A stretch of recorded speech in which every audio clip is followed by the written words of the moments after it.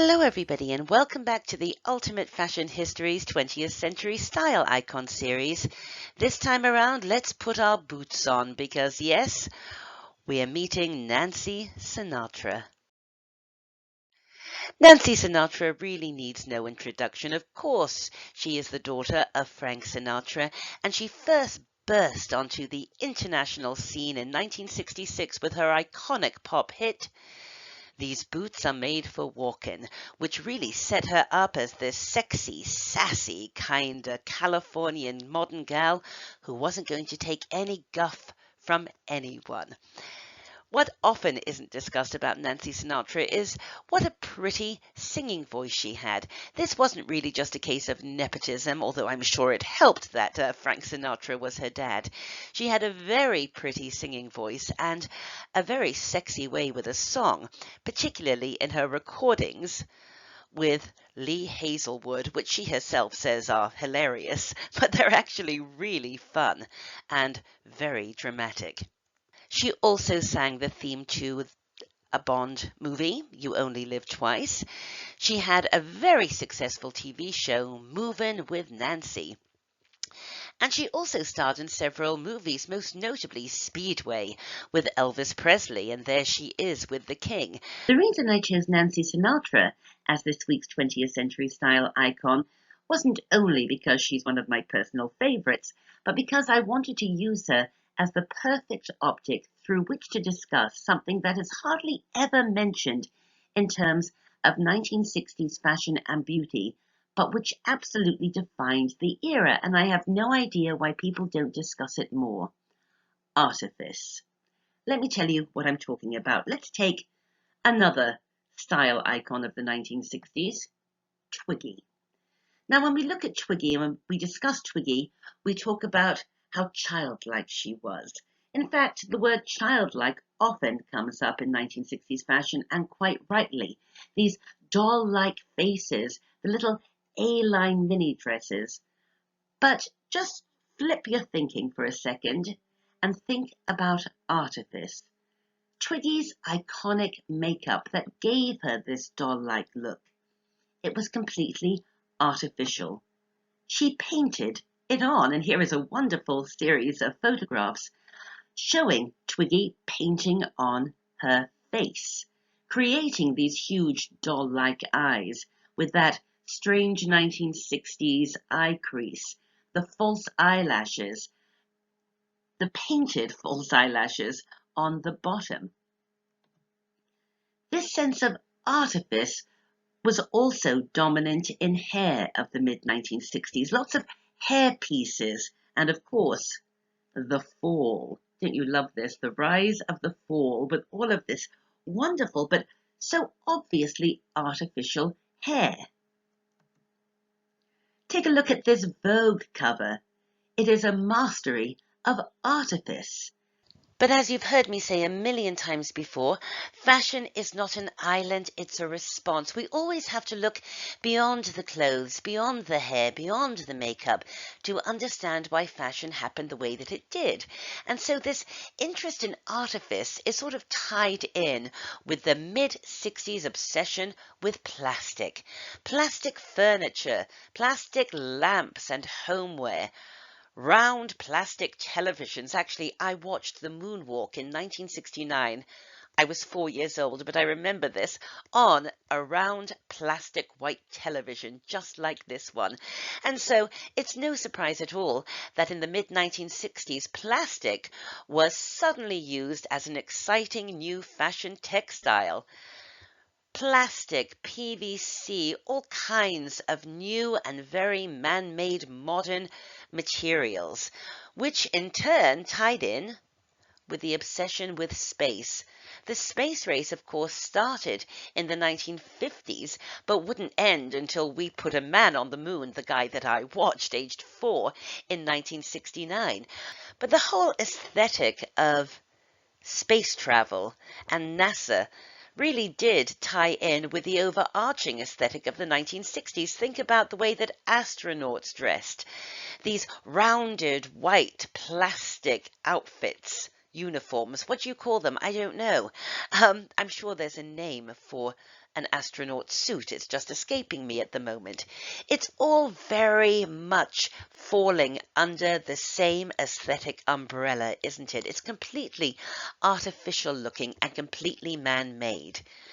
The mid-60s was also marked by an interest in disposability. Everything was ephemeral. It was disposable. You'd buy it now, you'd throw it away.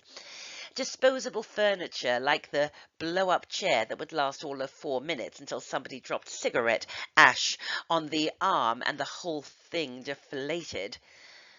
Disposable fashion, the paper dress, you'd wear it once, you'd throw it away. And I have no doubt that the advent of the contraceptive pill really tied in with this whole notion of disposability, the pill made for disposable relationships. We all know that the 60s, of course, was marked by this bright childlike palette, bright yellow, hot pink, baby blue, a rainbow of bright childlike colors. And when you take all of this together, artifice, this bright palette, and of course this sort of plasticky man-made look, we really get the dominant mid-60s fashion look, don't we? And nobody brought all of these elements together quite as well as Nancy Sinatra. She took that bright, wild palette, that incredible sense of artifice. Look at her hair there. And of course, the interest in the new materials like plastics and PVC. Look at her PVC boots there. And look at this fabulous dress made out of plastic beadings. She took all of this together and gave it a Californian twist. Nobody was quite as artificial looking as Nancy Sinatra. Now, let's just be clear. I'm not saying that she wasn't a beautiful woman. Nancy Sinatra was a very pretty girl naturally, but she didn't want to look natural. She wanted to look artificial and man-made because that was the aesthetic of the era, and nobody did it quite as well as Nancy Sinatra. She created her entire face with makeup. Let me prove my point. Let's take a styrofoam plastic head. The first thing we have to do with this featureless face is give it a glowing Californian tan. One of the things that I love about Nancy Sinatra is how she took the whole Carnaby Street look of swinging London and gave it a kind of Southern Californian vibe. Some eyeballs will be helpful. And then the first thing we have to do is draw on those artificial eyebrows. If you look at the picture of Nancy herself on the left, you can see that her eyebrows are completely drawn on. Then a lot of highlighter just below the eyebrow. Then that odd 60s eye crease, which I personally love. A lot of eyeliner, liquid eyeliner, and lashes, either false or drawn on beneath the eye. Then double sets of false eyelashes. Let's give an even deeper Californian tan and that peachy, very peachy blusher, and then that pale frosted lip. And if we put some Nancy Sinatra cascading hair on our styrofoam head, you can see by use of makeup alone, we've kind of turned that styrofoam head into swinging Nancy Sinatra. It was a face created by makeup, but you know what? We could have equally created Bobby Gentry's face, or Priscilla Presley's face, or Dusty Springfield's face. These were all beautiful women without makeup, but makeup gave them that signature mid-60s look, which was all about creating this illusion that you'd been made out of what? Plastic. And nobody did it quite as well as Nancy, because she was a Barbie doll come to life. Take a look at Barbie in the mid-1960s and then take a look at Nancy Sinatra. She has Barbie's body. She has Barbie's cascading hair. And by the way, don't you love those white PVC go-go boots? Nancy had Barbie's face, both painted on, both creating this illusion of glamour. Now, that's not to say that Nancy Sinatra wasn't glamorous. She was also a beautiful woman without makeup, and I want to be clear that I'm using terms like artifice, artificial, painted on in a very positive way here to reiterate the fact that when it comes to the mid-1960s fashion playbook, artifice is up there, and yet it's hardly ever discussed. Nancy Sinatra no longer looks like a Barbie doll. She has abandoned artifice for a far more natural look.